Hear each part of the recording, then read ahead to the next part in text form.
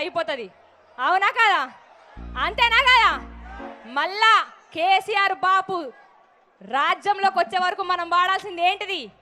ఆట పాట మాట. మనం జనాలలో ఎప్పుడు ఉంటారో ఉండాలి. అందుకే అంటున్నాం, కొట్టర కొట్టు డప్పుల మీద నిప్పుల దండోరా తెలంగాణ సిన్నోడా, నీ ఆట పాటకు పల్లె